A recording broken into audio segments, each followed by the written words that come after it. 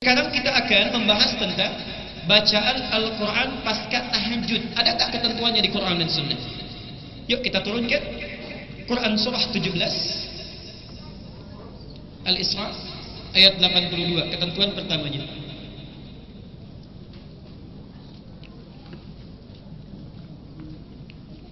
Wa nunazzilu minal Qur'ani ma huwa shifaa'un wa rahmatun lil mu'minin wa la yazidu adh-dhalimina illa khasara. Tolong fokus bersama saya ke sini sebentar.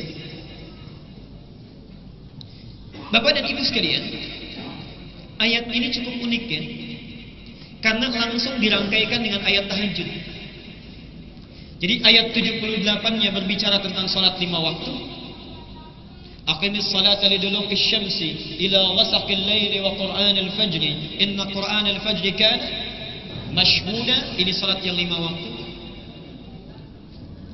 Hati-hati, sekarang sudah ada orang-orang kreatif yang menyisipkan pesan-pesan yang tidak baik. Salat boleh 3 waktu tanpa alasan apapun. Hati-hati itu ya. Itu dari Syiah itu.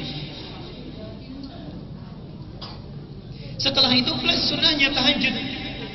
Ayat 79 sampai dengan 81. Ini sudah saya bahas. Uniknya setelah menerangkan tentang ayat tahajud, menerangkan tentang keutamaan bacaan Al-Quran.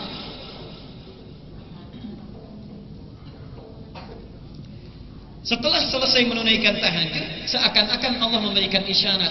Di Adz-Dzariyat surah 51 ayat 18 disampaikan yang pertama tentang istighfar. Wabil ashari hum yastaghfirun. Selesai menunaikan tahajud di waktu sahar sebelum fajar, ada orang yang memperbanyak istighfar kepada Allah Subhanahu wa taala. Di ayat ini menyampaikan sunnah yang kedua. Perhatikan. Wa nunazzilu minal Qur'ani, dan kami turunkan dari sebagian ayat-ayat Al-Qur'an itu ma huwa shifaa'un, ada yang bisa menjadi obat dalam penyakit yang sedang dimiliki. Wa rahmatun lil mu'minin, dan menjadi rahmat bagi orang-orang mukmin yang membacakannya.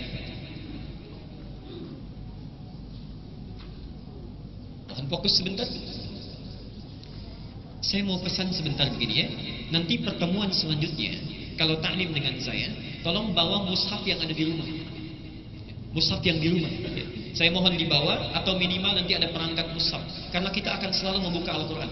Dan bulan depan ada kaitan materi dengan cara menghafal Al-Quran dari Al-Quran.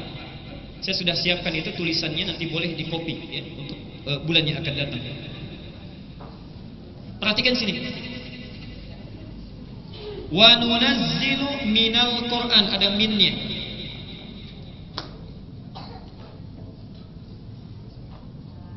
Ma huwa shifaa'un wa rahmatun lil mu'minin. Saya naikkan ke atas.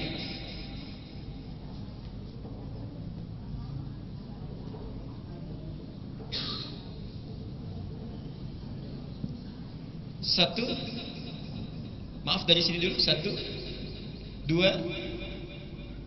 3. Perhatikan keutamaan bacaan Al-Quran yang dibacakan pasca tahajud.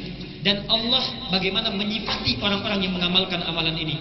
Gelarnya lain, pahala yang diberikan lain, dan juga yang paling menarik adalah peluang yang diberikan kepada kita diungkapkan dengan cara yang sangat indah. Perhatikan kalimat 1, menggunakan huruf min. Min di sini ya, dalam bahasa Arab disebutkan min at-tab'id. Jadi ada min menunjuk kepada masafah, jarak. Al-masafah. Ada min ya, menunjuk kepada al-fasl, pemisah. Ada min yang ketiga menunjuk kepada at-tab'id, menunjuk kepada sebagian, tidak keseluruhan. Sebagian. Contoh, Dhahaba Abu Faisal min Jakarta ila Sumatera. Ayahnya Faisal pergi dari Jakarta ke Sumatera. Min di sini disebut dengan min al-masafah, jarak. Dari Jakarta ke Sumatera. Jelas ya? Pemisah yang memisahkan antara satu dengan yang lainnya. Contoh yang paling kita hafal saja. Qul a'udzu. Kemudian Kemudian min syarril waswasil alladzi fi sudur. Ujung ayatnya minal, dari jin dan manusia. Ada setan yang wujudnya jin, ada setan yang masuk ke dalam diri manusia. Dipisahkan antara setan jin dengan setan manusia. Min di situ disebut dengan min pemisah, ya, at-tafriq atau al-fasl. Jelas di sini. Terakhir at-tab'id, menunjuk kepada sebagian saja, bukan kepada keseluruhan. Di antara contohnya ayat ini.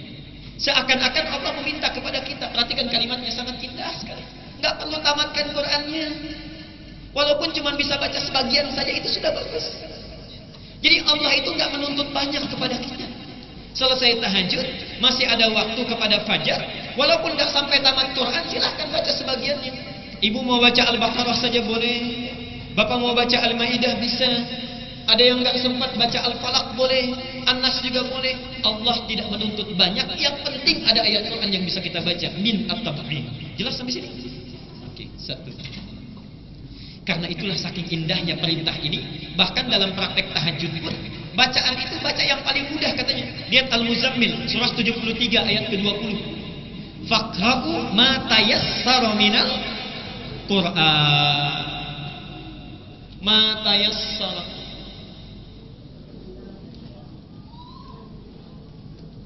Quran surah 73 ayat 20. Gak usah baca yang susah-susah kata Allah itu. Bangun tahajud saja Allah sudah senang luar biasa itu. Disusul dengan istighfar sudah senang luar biasa. Apalagi dibacakan Quran pada saat itu. Kita gunakan sunnahnya. Walaupun cuma baca sedikit, faqra'u ma tayassara minal Quran. Dalam tahajud kita baca, selesai istighfar kita bacakan kembali. Perhatikan penghargaan Allah yang diberikan kepada kita. Orang yang baca Quran sekalipun tidak keseluruhannya, maka kata Allah, perhatikan jawabannya. Satu, ayat yang dia baca itu kalau tidak menjadi obat bagi persoalan yang sedang dia alami, itu bisa menjadi rahmat dalam kehidupannya. Perhatikan, tolong fokus sini ya. Kalau tidak jadi obat, pasti jadi rahmat. Dan di antara ayat Quran itu ada yang diturunkan oleh Allah bisa menjadi obat, syifa, bisa menjadi rahmat dalam kehidupan. Sekarang saya akan terangkan dengan singkat karena ini sudah dibahas dan saya tidak akan ulang lagi. Dalam bahasa Arab, termasuk dalam Al-Quran dan Hadis, penyakit itu dibagi kepada dua bagian dan obatnya pun ada dua. Awas jangan salah menggunakan ya. Satu, penyakit yang terkait dengan fisik secara fisikal. Sakit kepala, sakit perut, luka dan lain sebagainya. Itu dalam bahasa Arab disebut dengan da'un.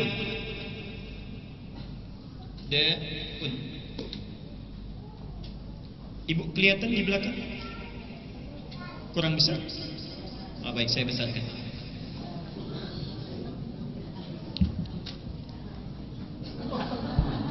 Ya. Sekarang kelihatan ya? Da'un ini maksudnya penyakit fisik. Kalau ada orang-orang yang terkena penyakit fisik, maka rumusnya kata Rasulullah itu cari namanya dawa'un. Dawa'un.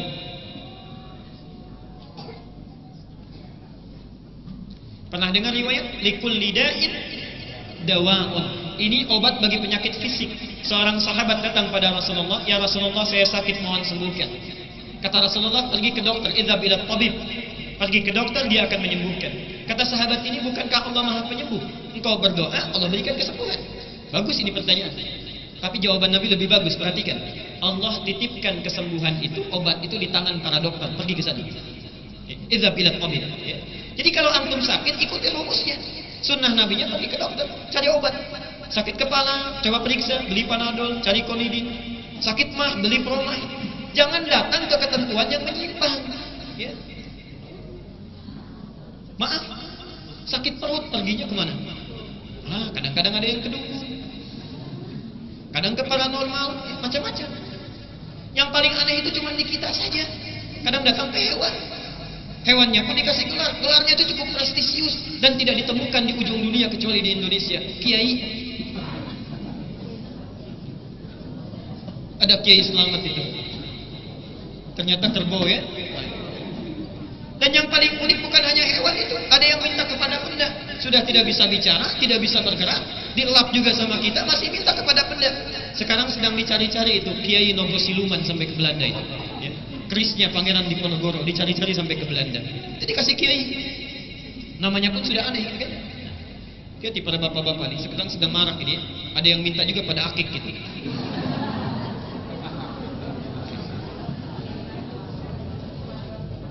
Sekarang lihat, ada penyakit yang tidak terkait dengan fisik, nomor satu. Tidak terkait dengan fisik. Misal, maaf, sakit hati, cemburu, kan? Iri hati, dengki, sombong, riya dan sebagainya. Ya. Kalau sakit fisik itu bisa di sekujur tubuh, kalau yang ini tidak, itu cuma di jiwa. Ya. Itu penyakitnya disebut dengan maradun. Di hati, penyakitnya di hati.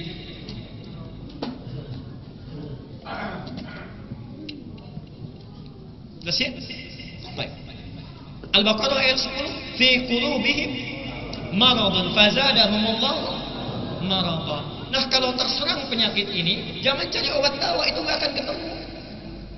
Kita berobat misalnya datang ke dokter, ke Awal Bros, ke Hermina, kemudian ke mitra keluarga misalnya berobat ke sana.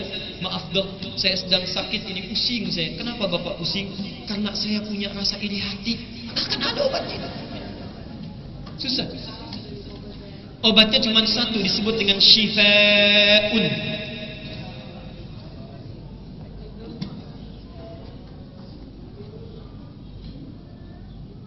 Pilih ayat Quran, dibacakan oleh kita. Saat membaca itu merasa mendekat kepada Allah. Ketika dibacakan dan ingat Allah, itulah Allah yang menjadikan hati kita menjadi tenang. Ala bidzikrillahi tatmainnul qulub. Dengan ingat kepada Allah, hati kita menjadi tenang. Cara mengingat Allah itu bisa dilakukan dengan membaca ayat-ayat Al-Quran. Jelas sampai sini? Yang paling hebat, perhatikan ya. Ini barangkali pesan saya kepada para ibu ini terutama. Tadi saya sampaikan, penyakit fisik itu apa namanya? Daun. Obatnya apa? Baik. Terkadang kita akan menemukan salah satu penyakit yang secara medis klinis sudah susah obatnya. Obat sana sini susah, berobat ke dokter spesialis gak sembuh-sembuh, bahkan divonis sakit permanen dia. Nah, syifa pun bisa mengobati penyakit seperti itu dengan izin Allah. Syifa. Contoh, Imam Al-Bukhari, nama aslinya Muhammad, punya bapak namanya Ismail, punya kakek namanya Ibrahim, punya eyang namanya Al-Mughirah, punya eyang buyut namanya Al-Bardazbah. Muhammad bin Ismail bin Ibrahim bin Al-Mughirah bin Al-Bardazbah, tinggal di kecamatan Ju'fah Al-Ju'fi di Kabupaten Bukhara Al-Bukhari, di provinsi Khurasan Al-Khurasani di negara Uzbekistan sekarang. Itu saat lahir bu, ya, ibu terutama, diharapkan oleh ayah bundanya untuk menjadi ulama besar. Sering berdoa. Qadarullah usia 2 tahun meninggal ayahnya. Usia 2 tahun. Usia 4 tahun, Pak, ternyata terserang penyakit buta. Buta. Dan butanya permanen. Ya. Berobat sana sini tidak sembuh. Perhatikan di sini ya. Ibu yang sangat hebat ini, umminya, melihat kenyataan ayahnya sudah meninggal. Anaknya buta, tidak menyurutkan tekadnya menjadikan anaknya itu menjadi ulama besar di kemudian hari. Terus berdoa kepada Allah, memohon dengan kebaikan. Apa yang terjadi? Diberikan oleh Allah keistimewaan pada anak kecil ini. Butanya mata, buta terletak pada matanya, tapi hatinya sedemikian dalam dan cepat sekali menangkap sesuatu. Punya keistimewaan, sanggup mengingat apapun yang dibacakan kepadanya dan mengulang kembali tanpa salah sedikit pun. Jadi kalau dibacakan satu halaman penuh misalnya, itu selesai dibacakan bisa mengulang tanpa salah titik komanya. Al-Bukhari itu usia 5 tahun dikirim ke sekolah hafalan Al-Quran, diberikan khadim untuk membantu beliau. Masuklah di sini dimulai kisahnya ke Ma'had Al-Quran, belajar di situ. Gurunya saat itu sedang membacakan surat Qaf, surah ke-50 itu. Saat dibacakan dari mulai awal sampai akhirnya, duduk anak ini. Subhanallah, bacaan pertama anak seusia beliau ini atau ada yang sudah dewasa yang melihat pun tak mampu mengulangnya. Butuh berkali-kali dibacakan baru ingat. Itu pun baru seayat, 2 ayat, 3 ayat. Al-Bukhari selesai dibacakan, tangannya sudah diangkat. Syekh hafiltu ala dhahri qalbi. Saya sudah hafal di dalam jiwa saya, katanya. Al-Bukhari kecil itu. Subhanallah. Syekhnya terpanjang. Dipanggil ke depan, ta'ali bunai, maju ke depan. Subhanallah, ketika diminta oleh syekhnya, ikra, baca. Dibacakan oleh Al-Bukhari kecil, langsung dirangkul oleh syekhnya, hafal persis. Bukan sekedar hafal ayatnya, tapi makhrajnya, sifat hurufnya, tajwidnya nyaris persis sama dengan gurunya. Itu doa ibundanya. Apa yang terjadi? Dirangkul oleh syekhnya, didoakan pada saat itu, dikatakan kepadanya, minal an tadrusul hadis. Mulai hari ini kamu mesti belajar hadis. Karena syekhnya paham kalau Quran itu sudah dijamin mudah oleh Allah dalam Al-Quran. Surah Al-Qamar, surah 54, ayat 17, ayat 22, ayat 32, ayat 40. Langsung statementnya, walaqad yassarnal Qur'ana lidzikri fahal min muddakir. Kami sungguh telah mudahkan Quran itu untuk diingat. Siapa sekarang mau mengingatnya, kata Allah? Siapa yang mau menghafal? Karena Quran ada jaminan mudah dihafalkan. Tidak harus menjadi orang yang pandai dan kuat ingatan. Orang biasa pun bisa hafal itu. Jadi bapak ibu jangan putus asa, Pak. Kemarin ada seorang nenek itu usia 82 tahun, Bu. Nenek 82 tahun, nggak bisa baca, nggak bisa menulis, hafal Quran dalam waktu 2 tahun. Dan yang membantunya cucunya. Jadi setiap kali beliau sedang santai, cucunya bacakan Quran. Mau tidur dibacakan lagi, 2 tahun hafal itu apa yang telah dibacakan itu. 2 tahun. Subhanallah. Ada lagi seorang bapak, anak muda dari Kuwait datang ke Saudi. Ingin menjadi penggembala kambing, tapi punya 2 niat. Satu ingin haji, yang kedua ingin hafal Quran. Setiap berangkat, Pak, digembalakan kambing itu, naik ke bukit, dihafalkan sekian ayat, turun diulang lagi, subhanallah. Qadarullah 10 bulan hafal Quran. Sampai dihajikan oleh tuannya dan dijadikan sebagai pemimpin dari para pekerja di sana. Antum bisa bayangkan, orang yang kerjanya menggembala kambing saja, bergulat dengan terik panas dan badai yang kadang-kadang dahsyat, naik turun ke bukit, kepanasan, kedinginan, bisa hafal Quran. Antum yang pekerjaannya sudah sedemikian santainya, fasilitasnya ada, di jalan, subhanallah mobilnya enak, ada AC-nya, bisa setel tip radio, bisa dengar murotalnya. Saking sayangnya Allah dikasih macet itu biar hafal Quran. Dikasih macet. Sudah dikasih seperti itu, belum sempat juga untuk menghafal. Dengan cara apa lagi mesti difasilitasi. Subhanallah, ya. Baik, jadi ada cara di situ. Syekhnya mengatakan minal antan nusul hadis. Mulai hari ini belajar hadis. Pulang Al-Bukhari datang kepada ibundanya. Diceritakan kisah bagaimana syekhnya mendoakannya tadi. Ibunya senang luar biasa, lalu berkata, lihat kalimatnya. Nah, ananda itu punya keterbatasan. Cukup belajar Quran dulu, kalau sudah selesai baru hadis. Apa kata Al-Bukhari? Perhatikan jawabannya. La ya ummi. Atau dalam bahasa yang sopan, la ya amati, uridul hadis. Tidak, saya tetap ingin belajar hadis. Al-Bukhari meraba-raba jalan menuju ke kamarnya. Ibunya menyaksikan itu sedih luar biasa. Langsung masuk ke kamarnya menuju mihrabnya. Di situ berdoa memohon kepada Allah Subhanahu wa taala. Berlinang air matanya sampai capek berdoa, disebutkan dalam riwayat tertidur itu. Perhatikan doanya. Ibu bisa catat ini ya, maksudnya diingat. Yal basir, disebut Asmaul Husna. Ini adab berdoa. Ya, kalau ibu bapak berdoa dengan menyebut Asmaul Husna, disebutkan dalam riwayat. Pertama, ini adalah aplikasi dari perintah Allah di surah ke-17 ayat 110. Minta berdoa, qulit Allah awid ar-Rahman, ya, ayyama tad'u falahul asma al-husna. Lihat hadis Nabi, kalau mau cepat buka kitabnya Sayyid Sabiq, namanya Al-Aqaid Al-Islamiyah, halaman 31, ya, paragraf yang kedua nomor 1, baris 1 sampai dengan kelima. Ada hadis Nabi di situ disebutkan. Perhatikan kalimat hadisnya. Nabi SAW satu kali sedang lewat, sami'a rajulan yad'u, dia mendengar, Rasulullah mendengar seorang laki-laki berdoa kepada Allah. Perhatikan kalimatnya. Ya Allah, ashhadu bi annak Allahumma ashhadu bi annaka Allah as-samad alladzi lam yalid wa lam yulad. Ketika sampai pada kalimat itu, Nabi kemudian langsung menegurnya. Ya fulan, hei katanya, dari mana kamu tahu doa ini? Tahukah engkau at-tadri innama anta sa'alta, sungguh engkau telah meminta kepada Allah bi asma'ihil a'zam, dengan namanya yang paling utama.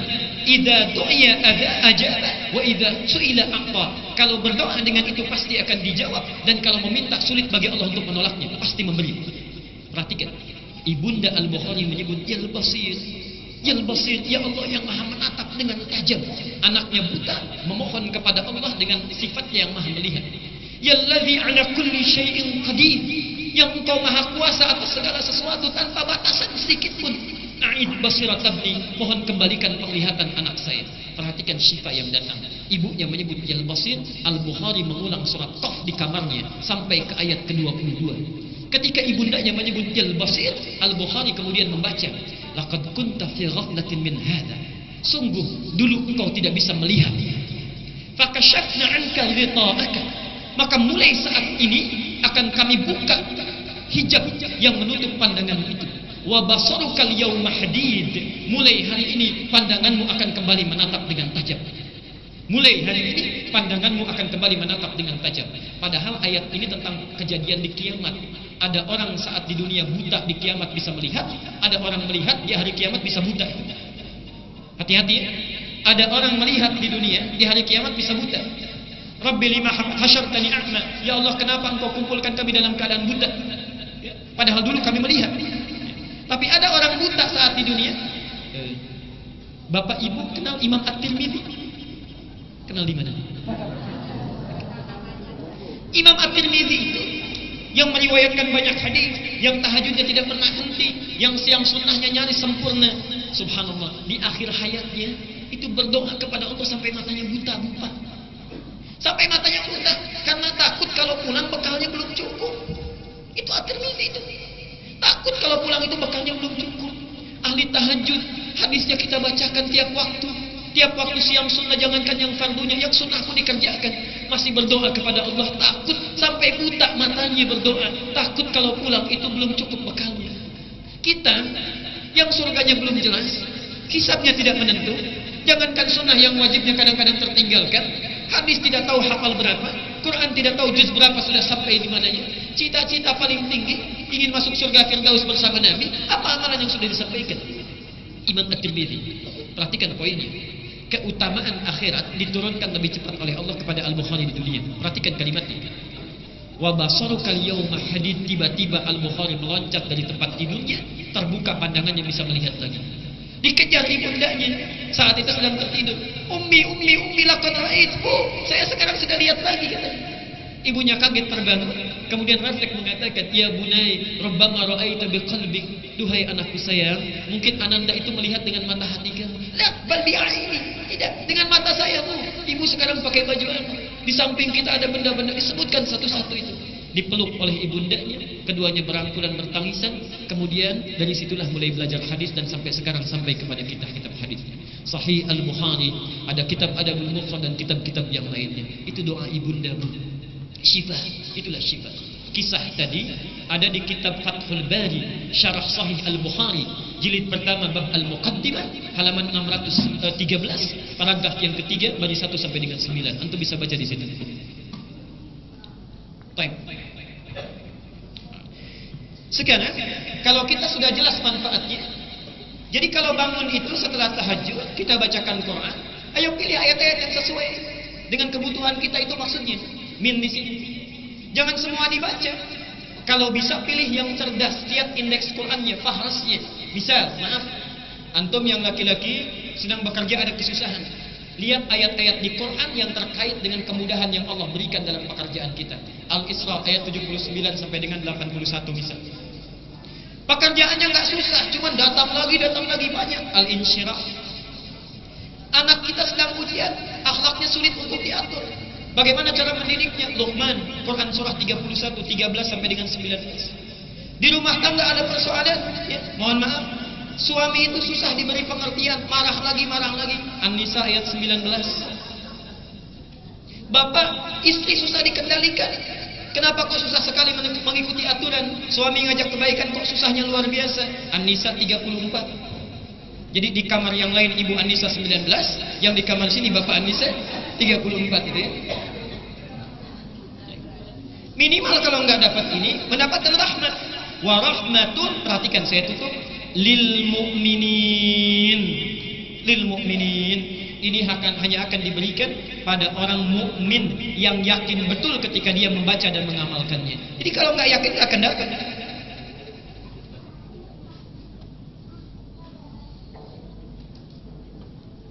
Di Quran ada amanu, ada al-mu'minun. Perhatikan kalimatnya. Di Quran ada amanu, ada al-mu'minun. Kalau disebutkan di Quran kata amanu, ini artinya orang yang sudah beriman tapi imannya belum konsisten, masih turun naik. Maaf, kalau sedang ada motifnya jamaah senang, ya. Sedang susah tahajud naik, ya. Sudah lepas kesulitan, mulai tertinggal satu-satu, ya. Sedang Ramadan mulai naik, kan? Selesai Ramadan hilang dengan musab-musabnya, adab, gitu, ya. Saat Ramadan berhijab, selesai Ramadan selesai hijabnya, bisa seperti itu. Itu amanu. Karena itu di Quran kata amanu sering disandingkan dengan amal soleh, supaya dengan melakukan amal soleh itu meningkat kualitas keimanan kita. Wal 'ashr innal insana lafi illal ladzina, setelah itu wa amilus soleh. Ada yang langsung bentuknya dengan puasa, ya ayyuhalladzina amanu kutiba alaikumus syiyam. Ada kemudian dengan rajin salat, alladzina yu'minuna bil ghaib wa yuqimunas shalah. Kalau sudah berhasil meningkat keimanannya, sekarang tolong cek masing-masingnya, jangan tunjuk orang lain. Perhatikan rumusnya. Kalau sudah istiqomah, meningkat keimanannya dan sudah stabil, cirinya begini cirinya. Kalau orang baru amanu, tertinggal yang wajib, terlambat, itu masih biasa. Tapi kalau orang sudah istiqomah, jangankan yang wajib, ketinggalan yang sunnah, menyesalnya luar biasa.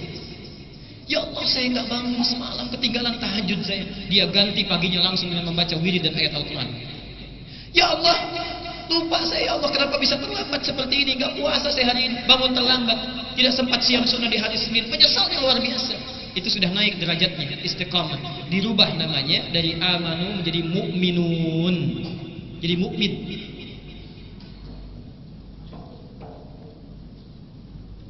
Karena ada lam jadi al-mu'minin. Perhatikan sini. Kenapa ayat baca Quran menyebutkan al-mu'minin bukan amanu? Karena orang-orang yang bangun tahajud itu masih biasa. Tapi setelah tahajud dibiasakan istighfar, agak naik tingkatannya. Tapi kalau setelah tahajud istighfar masih bisa baca Quran juga, itu bukan tingkatan biasa. Karena itu disebut oleh Al-Quran dengan al-mu'minun. Jelas sampai sini? Sekarang mari kita lihat dulu sunnah para salafus salih, para sahabat-sahabat Nabi, bagaimana mereka mempraktikkan bacaan Al-Quran ini.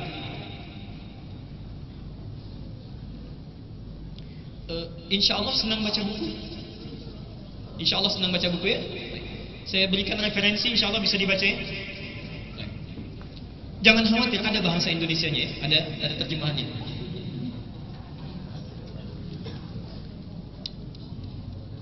Yang bisa bahasa Arab, download kitabnya. Yang bisa bahasa Indonesia pun terjemahannya, silahkan dilihat nanti, tinggal di googling aja, At-Tibyan, kitabnya, At-Tibyan.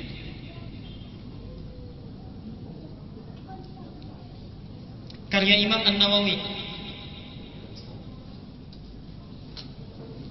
Judul lengkapnya At-Tibyan fi Adab Hamalatil Quran. Tapi cukup antum menyebutkan saja, misal diketik itu di internet, di googling, At-Tibyan An-Nawawi, sudah keluar itu, karena tidak akan tertukar, ya. Itu yang paling populer. Kalau bisa dapatkan kitabnya, buka halaman 37. Paragraf kedua, pembahasan tentang fasal. Di bawah pasal ini ada dua paragraf, satu baris, ya. Paragraf 1 plus paragraf 2. Di setiap paragraf itu ada 8 baris. Paragraf 1 baris 1 sampai dengan 8, paragraf 2 baris 1 sampai dengan 8. Ini semua tentang kisah para sahabat dan salafus saleh yang mempraktekkan bacaan Quran setelah tahajud. Ini dulu sumbernya. At-Tibyan fi Adab Hamalatil Quran, di kitab aslinya berbahasa Arab, halaman 37, bab fasal, paragraf 1 dan 2, baris 1 sampai dengan 8. Sekarang kita praktekkan teorinya. Saya mulai dari teorinya dulu, setelah itu kita lihat, kalau masih ada waktu, kita lihat praktik para sahabat.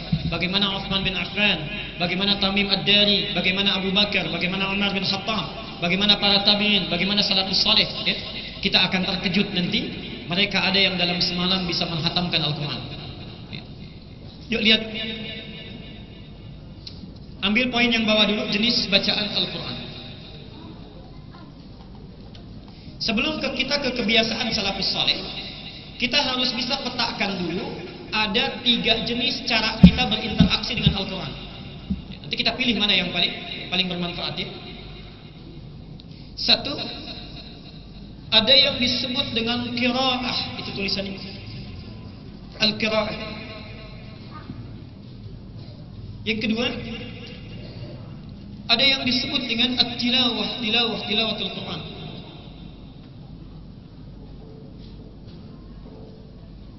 Dan tingkat tertinggi ada yang disebut dengan al-hifdz, hafalan Al-Quran. Pelan-pelan ya. Sekarang perhatikan sini, saya terangkan dulu. Kalau disebutkan qiraah, perintahnya ikra namanya. Wahyu pertama turun apa? Ikra ya. Ikra bismi rabbikal ladzi khalaq. Kalau disebutkan al-qiraah, itu yang dimaksudkan membaca biasa saja. Baca saja. Bacaan yang tidak menuntut kita untuk paham, itu disebut dengan qiraah.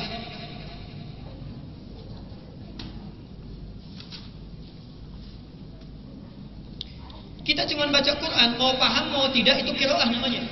Ya. Maaf, di mushaf di rumah kadang-kadang kan nggak ada terjemahannya. Ya. Kemudian kita baca. Umumnya yang baca mushaf tidak ada terjemahan, kan umumnya tidak paham apa yang dibaca. Itu namanya qiraah.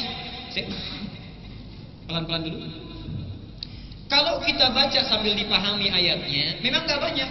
Yang dibaca cuma 5, dilihat terjemahannya, dilihat tafsirnya, dilihat asbabun nuzulnya, dilihat hadisnya, lihat asbabul wurodnya. Paham kita dengan itu disebut dengan tilawah.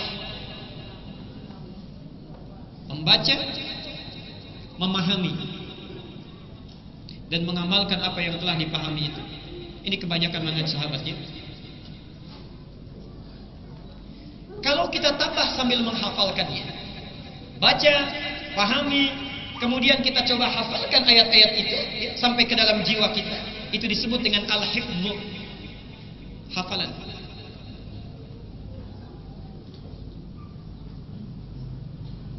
Baik. Sudah? Coba buka Quran surah 29 ayat 45, Al-Ankabut.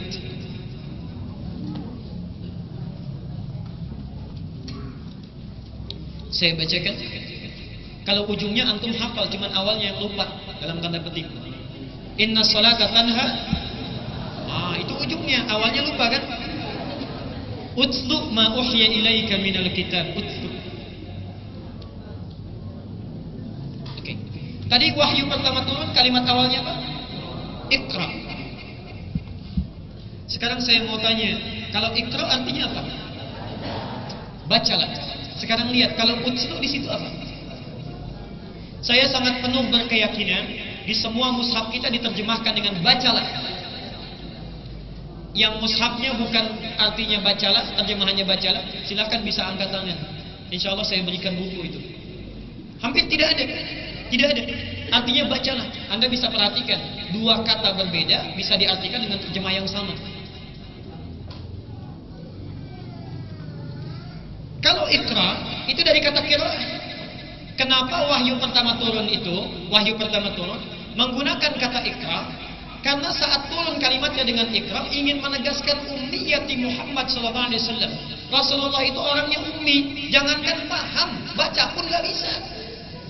Jadi kalau wahyu pertama turun dengan menggunakan kalimat utlu dari tilawah, artinya menuntut baca dan pemahaman, ayatnya keliru.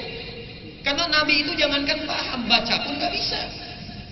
Tapi subhanallah, setelah mengikuti bacaan Jibril, ditanamkan Quran dalam jiwa Nabi di surah 75 Al-Qiyamah ayat 14 sampai dengan 16. La tuharrik bihi lisanaka lita'jala bi. Muhammad, jangan cepat-cepat engkau mengucapkan bacaan itu supaya ingin cepat hafal. Inna 'alaina jam'ahu wa Qur'anah. Kami sudah kumpulkan Quran di dalam dirimu itu. Fa idza qara'nahu fattabi' Qur'anah. Kalau Jibril sudah bacakan, kamu tinggal mengikutinya. Setelah Allah tanamkan Quran dalam diri beliau, muncul ayat-ayat hukum syariat, berubah perintahnya dari ikra menjadi utlu, tilawah. Perhatikannya, ini sangat penting sekali. Kalimat tilawah dirangkaikan dengan kata perintah sholat, wa aqimis sholat. Seakan-akan ada pesan penting dalam Al-Quran. Salat yang bisa menghasilkan pelakunya terbebas dari perbuatan keji dan mungkar itu, jadi orang baik, itu adalah salat yang didahului dulu sebelum salat, baca dulu bacaan-bacaan salat, pahami dulu apa yang kita baca dalam salat. Salat yang dipahami bacaan dan gerakannya itulah yang menjadikan pelaku salat itu terbebas dari perbuatan keji dan mungkar. Artinya kalau kebanyakan sekarang, maaf, orang salat tapi masih bohong juga, orang salat tapi masih korupsi juga, orang sholat tapi masih berselisih juga, orang sholat masih melihat tayangan yang tidak layak juga. Kemungkinan terbesarnya ada sindiran di Quran. Maaf, kebanyakan orang sholat tidak paham, tidak mengerti apa yang dibaca dan dilakukan dalam sholatnya. Coba lihat sampai duha ini.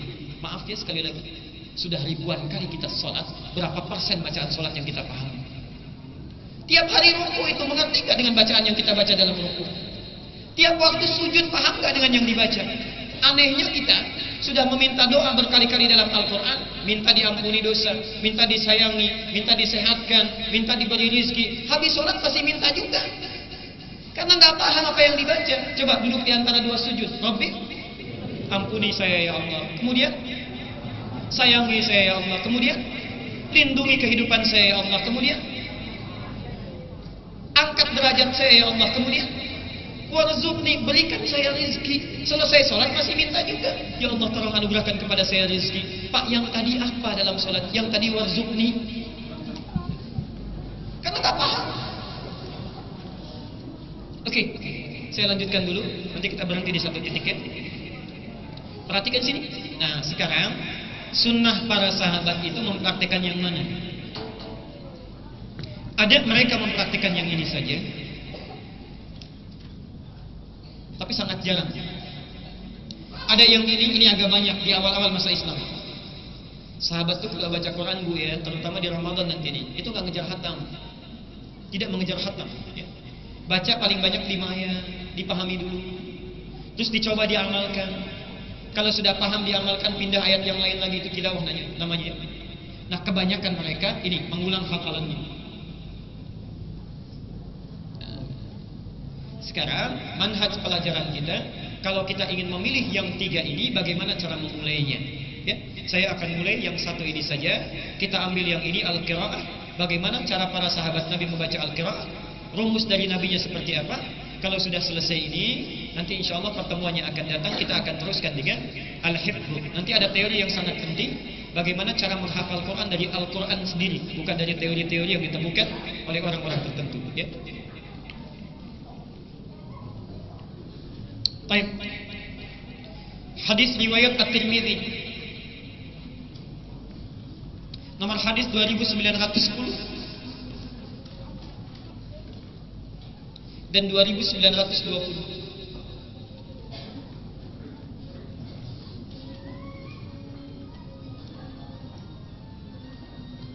Sudah saya tuliskan di sana. Baik. Bapak dan Ibu sekalian, ada rumus yang disampaikan oleh Nabi sebelum kita mengamalkan satu ibadah tertentu. Jadi jangan dilakukan dulu. Rumus ini disebut dengan wa'dun. Ulama menamakannya dengan wa'dun atau al-wa'du.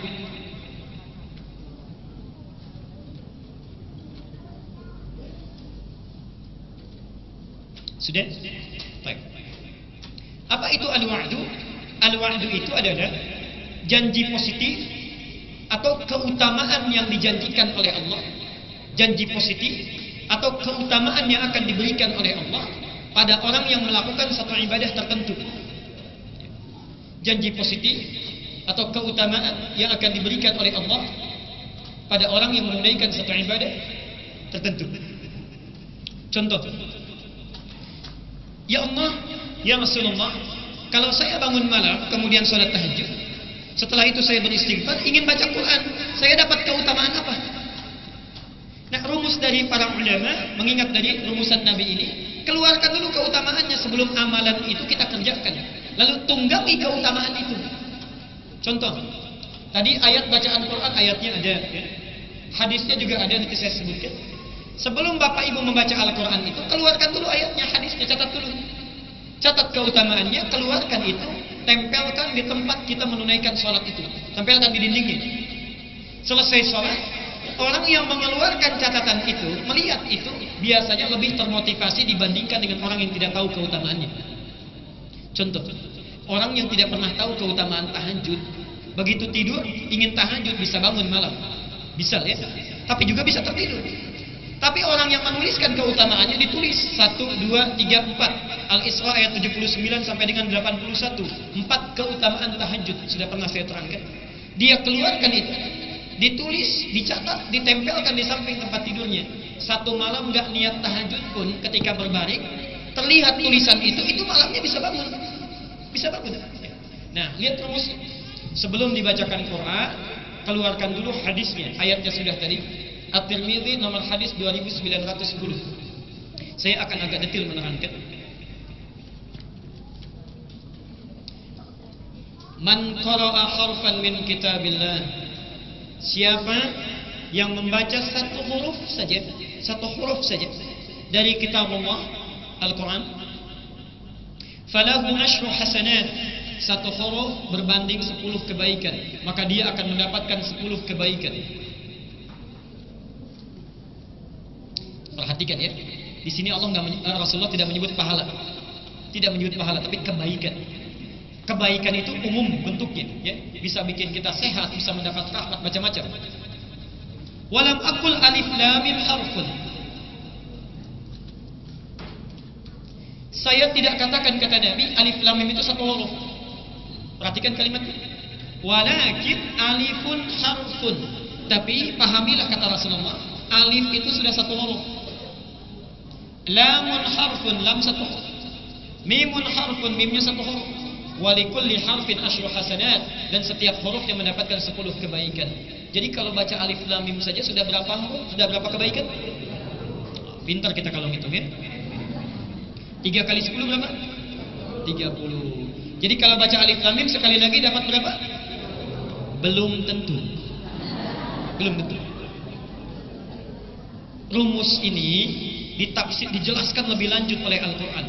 Lanjutannya nanti masuk dalam rumus infak Al-Baqarah 261. Saya tidak sebutkan di situ. Quran surah 2 261. Perhatikan padanannya ya. Ini kalau baca Quran, yang ini tentang infak, tapi rumusnya sama. Mathalul ladzina yunfikuna amwalahum fi sabilillah. Perumpamaan orang-orang infak yang dilakukan di jalan Allah. Kamathali habbatin, seperti menanam satu biji. Ambatat sab'a sanabil. Biji ini menumbuhkan 7 tangkai. Fi kulli sumbulatin mi'atu habbah. Setiap tangkainya memiliki 100 biji lagi, 100 bulir lagi. Jadi seakan-akan ingin menyampaikan, orang kalau berinfak 1 rupiah saja, itu nilainya di sisi Allah sudah 700 kebaikan. Coba lihat ya. Kalau hari ini ada yang infak 1000 rupiah, dilakukan karena Allah, berapa dapatnya? 700.000. Lebih unggul dibandingkan dengan orang yang sholat di Masjidil Haram. Orang sholat di Masjidil Haram, sekali sholat berapa pahalanya? 100.000. Antum cuma modal 1.000. Bayangkan, mau umrah itu 30 juta. 30 juta dapatnya 100.000 sekali sholat. Antum modal cuma 1.000. Ya. Seringkali bertanya, Ustaz, bagaimana kalau saya dalam hidup gak pernah bisa umrah, gak bisa haji, ya? Terbatas keadaan saya. Cari amalan lain dengan cerdas. Ini infak 1.000, pahalanya 700.000. Tunggangi ini. Tunggangi. Allah selalu adil dalam memberikan amalan. Tapi poin terbesarnya, perhatikan ujung ayatnya. Wallahu yudha'ifu liman yasha. Yudha'ifu liman yasha.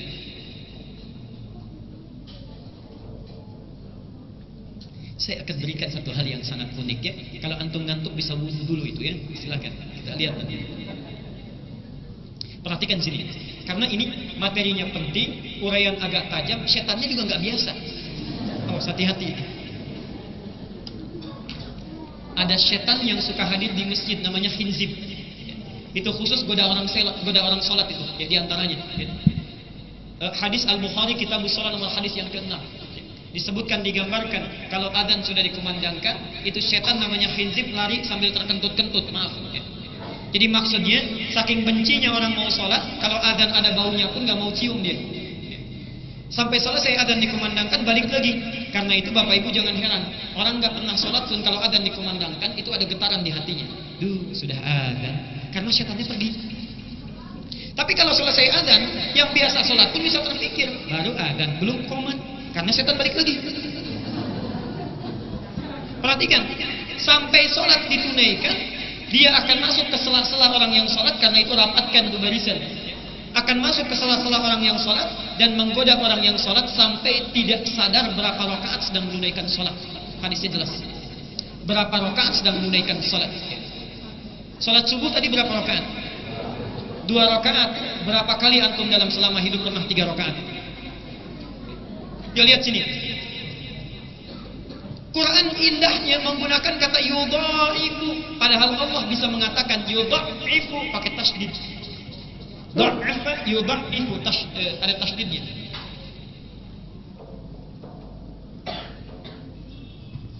Perhatikan keunikan bahasa Al-Quran di sini. Kalau kalimatnya menggunakan tasydid, itu artinya pelipat gandaan yang bertahap, nggak sekaligus. Begitu infak, gandakan sedikit lagi. Ikhlas, gandakan sedikit lagi. Nggak banyak, nggak banyak. Tapi kalau kalimatnya menggunakan alif, subhanallah, itu artinya panjang tanpa batasan. Kenapa tidak menggunakan yudha'ifu? Karena berdasar kadar keikhlasan kita, orang yang sangat ikhlas beramal karena Allah, itu subhanallah akan diberikan pahala yang berlipat tanpa batasan. Kalau antum memberikan sesuatu dengan hitungan, diberikan sesuai hitungan. Kalau kita memberi tanpa pernah berhitung, Allah memberikan bi ghairi hisab. Itu sama padanannya dengan hadis Al-Bukhari nomor hadis 711 dari Abu Hurairah.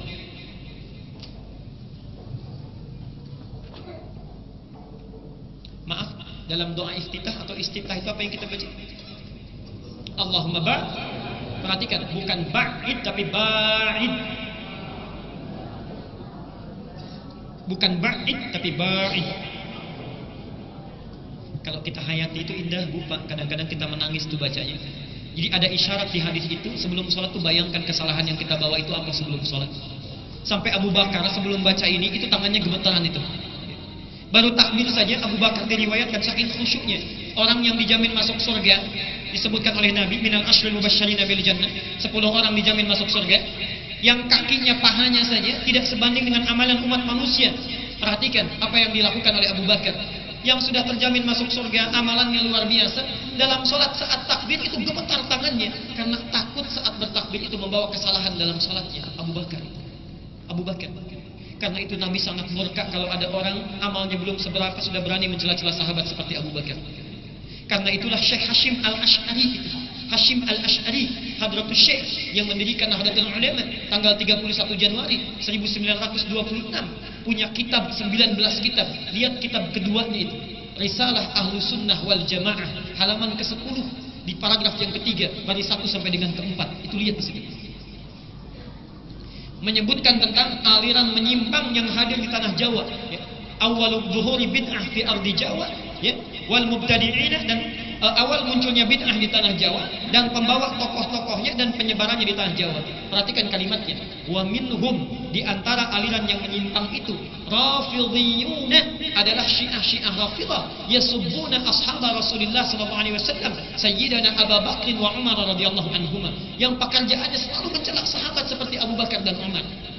Itu Syekh Hashim pun sudah menyebut itu menyimpang, aliran yang tidak tepat. Ketua PBNU sekarang, ya, Bapak Aqil Siraj, itu di disertasinya, perhatikan, di dalam muqaddimah halaman tok, ya, baris yang kelima, paragraf yang terakhir, disebutkan di sini. Dalam penelitian disertasinya menyebutkan di Indonesia itu ada aliran-aliran yang menyimpang. Disebutkan dalam kurung pakai stif, 1 Syiah, yang kedua Al-Qadianiyah, gerakan Ahmadiyah Qadiani, itu langsung disebutkan. Dan yang terakhir Turuqus Sufiyah, tarekat-tarekat sufi yang tidak sesuai dengan tuntunan Al-Quran dan Sunnah, itu sudah disebutkan di sini. Baik. Perhatikan, Abu Bakar ketika beliau, subhanallah, takbir saja sudah gemetaran itu. Ini rumusnya. Allahumma ba'id, kenapa bukan ba'id? Ya Allah, mohon jauhkan saya antara saya dengan kesalahan yang saya bawa saat akan sholat itu, seperti engkau jauhkan antara timur dengan barat. Kalau kalimatnya menggunakan tasydid, ba'id, itu artinya jauhkan tapi masih bisa saya lihat. Disimpan di belakang masih kelihatan. Tapi kalau ba'id artinya mohon jauhkan sejauh-jauhnya sampai saya nggak bisa lihat lagi. Itu maksudnya. Sekarang perhatikan ya. Apa hubungan dengan bacaan Quran dengan hadis tadi? Yuk lihat sebentar. Kalau antum baca dengan bacaan biasa, itu dapatnya cuma 30 setiap huruf. Maaf, 3 huruf tadi. Tapi kalau dibaca dengan ilmu bahasa hadis, ada satu ilmu namanya ilmu arud, ya. Jadi kalau antum ingin menguasai bahasa hadis, mutlak menguasai 4 ilmu. 1 nahwu, perubahan kata. Maaf, akhir kata. Yang kedua sharaf, perubahan kata. Yang ketiga balaghah. Balaghah punya 3 cabang ilmu lagi, ma'ani, bayan, dan badi'. Dan yang keempat ilmu arud. Ilmu arud itu satu ilmu yang, perhatikan ya, menuliskan sesuatu sesuai dengan yang dibacakan, bukan yang terlihat. Yang dibacakan sesuai yang dibacakan, bukan yang terlihat. Nabi kan mengatakan, bukan menuliskan kan? Nabi mengatakan ini apa? Alif, jadi tulisannya begini. Berapa huruf? 3 huruf. Berarti dari satu ini saja sudah ada 3 huruf. Berapa kebaikan? 30. Belum tentu. Ini huruf apa? Bukan alif, ini hamzah. Hamzah. Berapa huruf hamzah itu? 4 huruf. 1, 2, 3, 4. Belum tentu. 4 kali 10 berapa? 40. Belum tentu. Ha ini huruf apa? Ha itu tulisannya haun 3. Artinya orang yang membaca Quran tanpa pernah berhitung pahala, Allah akan lipat gandakan tanpa batasan. Satu hurufnya bisa banyak. Wallahu yudha'ifu liman yasha, akan dilipat gandakan tanpa batasan bagi siapapun yang dikehendakinya. Karena itulah Bapak Ibu sekalian, para ulama salafus saleh, kata Imam An-Nawawi, itu tidak pernah meninggalkan kesempatan untuk baca Quran selesai tahajud. Di antara mereka, wa minhum yahtimul Qur'an al-Karim, ada yang menghatamkan Al-Quran. Di antaranya, kalau halaman 37 paragraf yang pertama 1 sampai 8 itu menyebutkan yang golongan istimewa yang nomor terakhir. 1 bulan khatam Quran 30 juz. Turun selanjutnya, setengah bulan, 2 pekan, 15 hari, 30 juz. Ada yang 10 hari tamat Quran. Ada yang 3 hari tamat Quran. Yang paling hebat paragraf keduanya 1 sampai 8. Kebanyakan mereka, lihat, kebanyakan mereka menghatamkan Al-Quran dalam 1 hari. Tahajud masih sempat, ya? Istighfar masih sempat, juga menghatamkan Quran itu. Menghatamkan Quran. Dan yang paling juara itu Umar bin Khattab, sehari 4 kali khatam. Umar bin Khattab.